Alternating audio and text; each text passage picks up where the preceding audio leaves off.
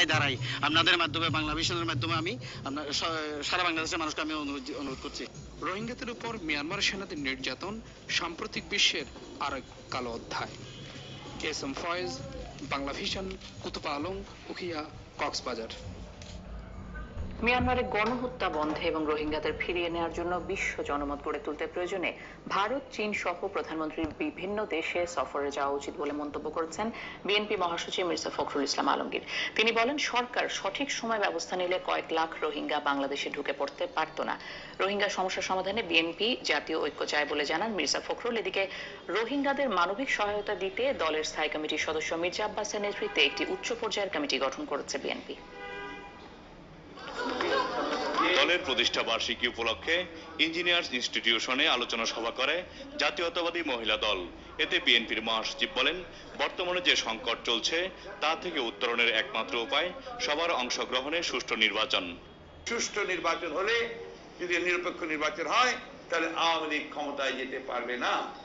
সেই জন্যই আগামী নির্বাচনকে অবশ্যই, যেটাকে নিরপেক্ষ সরকারের অধীনে হতে হবে, আমাদেরকে নিতে হবে এটা অত্যন্ত সিরিয়াসলি। আমরা প্রত্যেকটি কেন্দ্রে আমাদের ভোটাররা যেন ভোট কেন্দ্রে যায় তার ব্যবস্থা করতে হবে, এবং ভোট কেন্দ্রগুলো আমাদেরকে পাহারা দিতে হবে যাতে কেউ চুরি করে দখল করে দিয়ে দিতে না পারে। তো এখন থেকেই তার জন্য আমাদেরকে প্রস্তুতি গ্রহণ করতে হবে। রোহিঙ্গা ইস্যুতেও কথা বলেন বিএনপির মহাসচিব।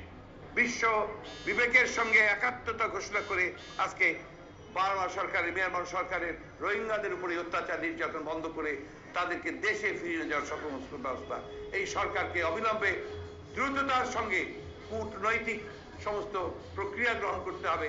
দরকার হলে প্রধানমন্ত্রীকেই বিভিন্ন দেশগুলোতে যেতে হবে। আজকে ভারত এবং চীনের কথা বলা হচ্ছে বারবার, যে তারা সমর্থন দিচ্ছে মিয়ানমার সরকারকে। তাদের কাছেও যেতে হবে, তাদেরকে বোঝাতে হবে যে এটা আমাদের জন্য কি ভয়াবহ একটা পরিণতি ডেকে নিয়ে আসছে। সরকারের প্রতি আমরা বলেছি, এবং তাতে তাদের গাত্রদাহ হচ্ছে, গায়ে জ্বালা ধরেছে। তোমরা আসলে কাদের দ্বারা নিয়ন্ত্রিত আমরা জানি না, কিন্তু তোমরা যে ব্যবস্থাগুলো নেওয়া উচিত ছিল সেই ব্যবস্থাগুলো তোমরা সঠিক সময় নাওনি বলেই আজকে এত মানুষ ভিতরে ঢুকে পড়েছে।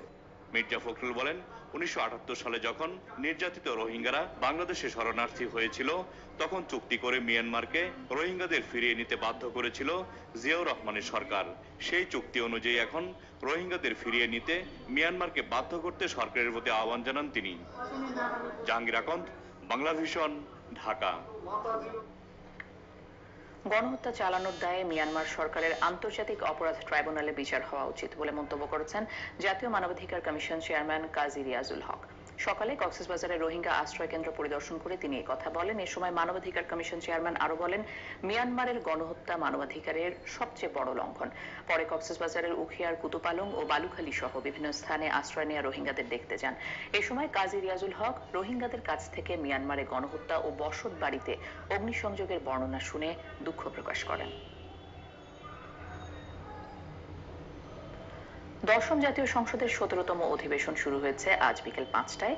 রাষ্ট্রপতি মোহাম্মদ আব্দুল হামিদ এই অধিবেশন আহ্বান করেছেন। অধিবেশনের শুরুতেই এক সম্পূরক প্রশ্নের জবাবে ত্রাণমন্ত্রী মোফাজ্জল হোসেন চৌধুরী মায়া বলেন, গত 15 দিন ধরে বাংলাদেশে শরণার্থী আসছে। মিয়ানমার সেনাদের হাতে নির্যাতনের শিকার এসব শরণার্থীদের মানবিক কারণে সাময়িক আশ্রয় নেওয়া হচ্ছে বলে জানান তিনি। বলেন, রোহিঙ্গাদের আশ্রয়ের জন্য একটি জায়গা নির্দিষ্ট করে দেওয়া হয়েছে, পাশাপাশি তাদের খাবার ও চিকিৎসা ব্যবস্থা করতে সরকার তৎপর বলেও জানান তিনি। বলেন, টেকনাফে না গেলে রোহিঙ্গাদের দুর্দশা বোঝা সম্ভব নয়। এর আগে সংসদের কার্য উপদেষ্টা কমিটির বৈঠক অনুষ্ঠিত হয়। বিকেল 4টায় স্পিকার ডক্টর শিরিন শারমিন চৌধুরীর সভাপতিত্বে কার্য উপদেষ্টা কমিটির বৈঠকে অধিবেশনের মেয়াদ ও কার্যক্রম সম্পর্কে সিদ্ধান্ত নেওয়া হয়। শুরু হওয়া শরৎকালীন অধিবেশনের মেয়াদ 1 সপ্তাহ থেকে 10 দিন হতে পারে বলে জানিয়েছে সংসদ সচিবালয়।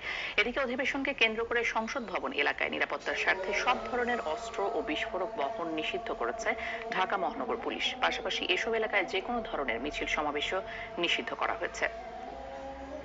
পানি সহ তীব্র খাদ্য সংকটে ভুগছে মিয়ানমার থেকে আসা রোহিঙ্গারা। তা আরো ভয়ানক রূপ নেওয়ার আগেই তাদের সহায়তায় মানবিক সাহায্যের জরুরি আবেদন জানিয়েছে জাতিসংঘ।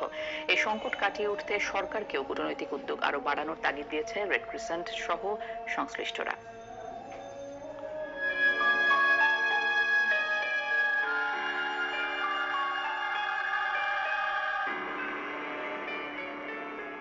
মিয়ানমার সেনাবাহিনীর নির্যাতন থেকে বাঁচতে আগস্টের শেষ সপ্তাহ থেকে রোহিঙ্গাদের ঢল নামে বাংলাদেশে। জাতিসংঘের শরণার্থী বিষয়ক সংস্থা UNHCR এর হিসাব মতে